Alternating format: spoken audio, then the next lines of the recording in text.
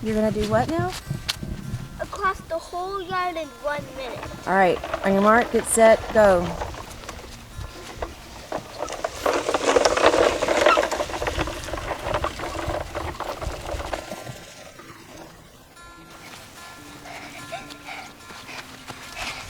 Wow, that was really fast. Has it been a minute yet? It was less than a minute. You were super fast. My normal speed. That was your normal speed? Mm-hmm. You weren't going super fast, you're just going your normal speed? Uh-huh. Wow, that's impressive. But for the next one, I'm gonna show you my super speed. Okay. One. All right, can I take a video of the garden for a little bit? Sure. Okay, thank you. Hey guys, welcome back to Wrangling Rutherfords. I am out in my small garden in my own backyard this morning, and soon I'm going to take you out to the big garden because I just wanted to do like a winter garden update, show you what's growing and what's done well and what hasn't. And also I'm going to be getting a visit from a friend today, a new friend of mine who's going to be doing an interview of me today, so that's exciting. But first, let me show you the 4 little small raised beds that I have in my backyard. So this is the extent of my winter garden here in my backyard. These are the 4 raised beds that you saw in my previous video that we moved from behind my house, and we moved them further back here in the yard so they'd get better sunlight. And my kids and I planted them up. They've actually been growing really well. We had some failures and some successes, so let me go through and show you more in depth what's happening with them. So this is our first bed, and on this side it looks pretty okay. We have some really nice Swiss chard growing here and 2 cabbages that actually look really nice there on the end. And then further back here in this bed we have some kale and some more Swiss chard. I think this one, the color on that's really pretty. But back here on the end I put in, hi Isaac. Hi! Back here on the end, I put in some cauliflower, and several of them just died. They just withered up and died for no apparent reason. This is the only cauliflower I had that actually made a cauliflower, but as you can tell, it's kind of too far gone now. So the cauliflower really didn't do well, but so far the kale and the Swiss chard seem to be all right. This one, I also planted some more cabbages and kale, and they're just like really miniature size on this end. This one has made a little head, but it's super tiny, and they're just growing really slowly. I should probably give those some more fertilizer. I'm not really sure why those are so small, but these are collard greens and they look fantastic. They're growing really well. We have some more kale and Swiss chard on this side. This is a bed of mixed lettuce greens, and many of them have done well. This one, I actually really love the color of the plant. It's a pretty plant, but it's really spicy. I think it might be a mustard green, and while the plant looks beautiful, I don't really like to eat it.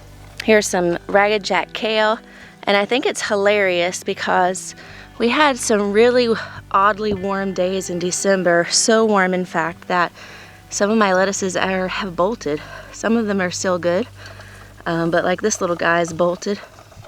That one's still good. But I think I'm just gonna go through and pick out those mustard greens and the bolted things and maybe go give them to the chickens. On this side here are beets that I planted from seed. They're still quite small, but they are growing. There we go. We got one little beet in there growing. Hi, are you back? Oh, okay. Have fun. Bye. Bye. See you later. But I planted these kind of closely together. I might just need to go out and thin some so the other beets can get bigger. This bed over here, we have carrots and rutabagas. The carrots did pretty well over here on this bed. They've come up pretty good. They're still quite small still. There's one. It's kind of cute. The carrots I planted out at my big garden are really sparse. They didn't germinate very well. But here are rutabagas. This is my first time growing rutabagas. And look at that. Hey, there's even more under there than I realized. I think we need to have some for dinner soon. And then over here, we just have some potted herbs and lettuces, some things that are not doing too well. They just probably need some water, actually. So I just wanted to give you a quick little update of what's going on in the 4 raised beds in my backyard. And here in a little bit, I'm gonna take you out to the big garden and show you what I have going on over there. Hey guys, it is a really gorgeous afternoon out here today, and I brought you out to the big garden, and let me show you what's going on. So first I'll give you a quick little overview of what we have going on.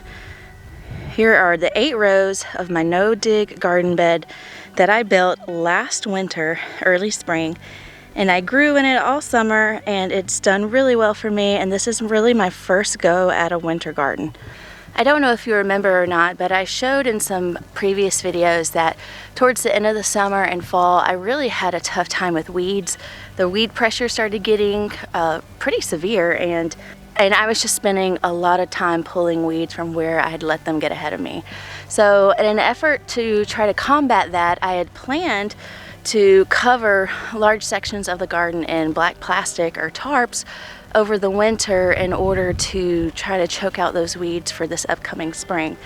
And I had thought about that and planned on it for a long time, but then the more I researched and the more I learned about soil health, that's kind of a topic that I've been trying to educate myself on, I came across the idea of cover crops, and I decided that I wanted to try to do cover crops instead of just tarping everything.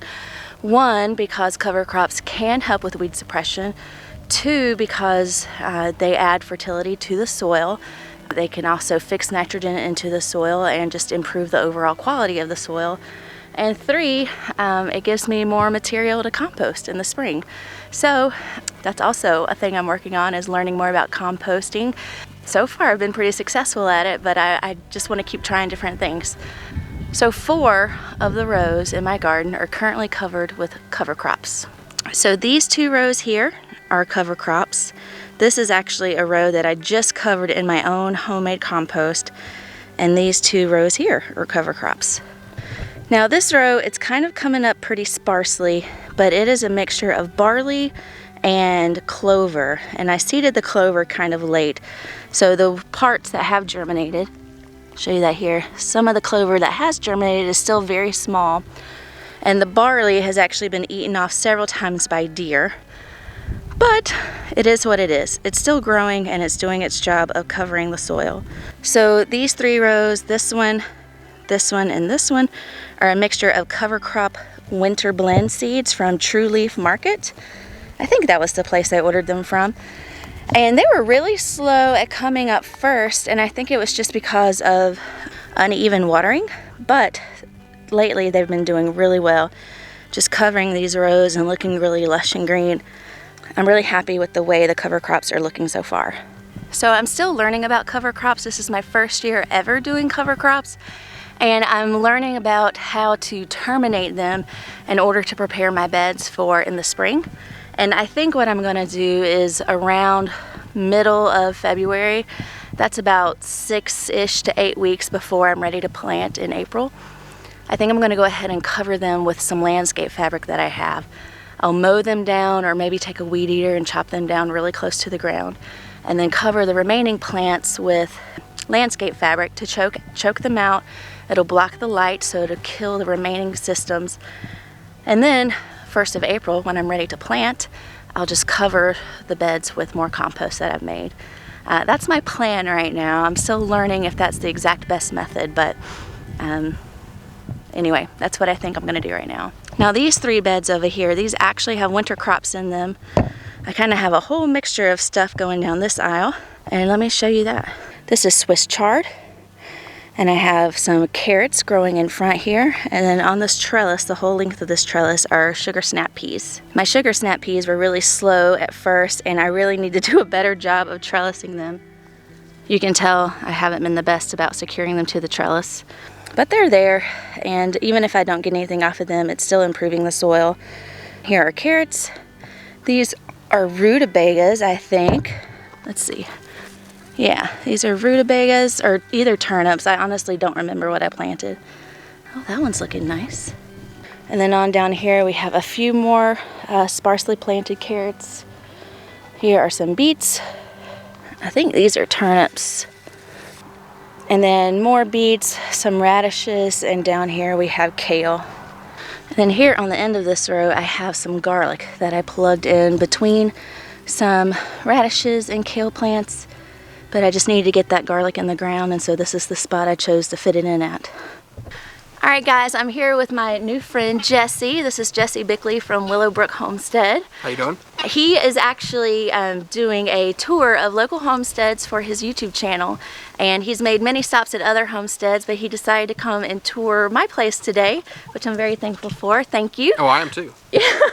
So, and I'm really glad you're doing that because you've showcased other homesteads that I didn't know even existed. So it's nice to know there's other like-minded people in our community that I didn't even know about. Yeah, that's the reason I wanted to do this, is because, like you said, you don't know who is around you. One of the biggest things I talk about on my channel is really talk about what you're doing as much as possible. Yeah. People are going to look at you weird because you butcher chickens or you raise chickens or people turkeys. do look at me weird. Right. But then you're going to come across those few people that are like, oh, you have farm raised eggs. Like that's like a delicacy. Yes. You know, a delicacy. And so, or they're like, hey, I've got this. My grandpa used to do this, and he's got some scrap such and such, and like he doesn't need it, but it could help you out, and it has helped me out multiple times with getting some free material, or recently I'm getting spent grain from a brewery for now my pigs. I was curious about that, and I think you might be able to hook me up with some wood chips hopefully in the future. Yeah, I'm gonna get you some Give me numbers. some contacts.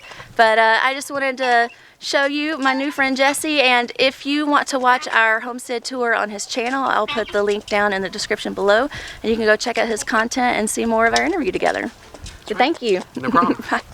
So I just showed you the clip there of Jesse Bickley from Willow Brook Homestead coming out and doing a homestead tour of our place. And that was my first time meeting him, and that was a really enjoyable experience, getting to meet somebody who is like-minded and wants to learn more about homesteading and more about growing your own food, whether it be plants or animals, and just the process involved. So I'm glad I got the chance to meet him. Please go and check out his channel. But I'm back here in the garden, and I still have 2 more rows that I need to show you. So I do have a few cabbages on the end here, but this row is mainly Brussels sprouts and broccoli. My Brussels sprouts have been doing pretty well. I actually started Brussels sprouts from seeds, and my seedlings died because I neglected them. So I ended up buying starts, and as they've been growing, I've been pulling off the bottom leaves. I read that if you pull off the bottom leaves, it puts more energy into the sprout itself instead of growing leaves, and so far things are going well. I should probably come harvest some of these before too long. And then down here on the end, I have another random cabbage that got mixed up, but these are broccoli. I've harvested most of the big broccoli heads off of these, but I still have little side shoots that are coming up, so I left those to see how many side shoots I can harvest later. And then this area down here, I have prepped and ready for onions. I actually just got my onion starts in the mail, and I should have brought those out today to plant those, and I honestly forgot, so I'll have to do that really soon. In this last row here, this is my row of mainly cabbages. We have a red purple cabbage here. This is Savoy cabbage, which is those pretty crinkly leaves. I just think that's really pretty. And a few of these blank spots you see are where cabbages that either died or got eaten by deer. But some of these are actually heading up really nicely. Like that's a decent size. I should probably go ahead and harvest one of these before too long. But the whole row is cabbages, and then I do have a few collard greens down here. Here's collard greens right here, and those are doing well. So that's what the garden looks like here in January in South Carolina. I've been really happy with it so far. Anyway guys, thank you for hanging out with me today. I just wanted to give you a quick update of what the January garden looks like. And I also wanted to share the little homestead tour that Jesse Bickley from Willow Brook Homestead did with me today here at my place. I will link that video down below in the comments, and go watch it and check it out. Anyway, the garden is looking good. I'm really happy with it. I do have big plans for the garden this coming year, which I will share with you at a later date. We also have big things happening in our life, and lots of new and adventurous content coming to you soon. But that is a work in progress, and I will share that with you as it unfolds. But I hope you have a great day. Thank you for watching our channel, and please like this video and share it with your friends. I'll see you next time. Bye.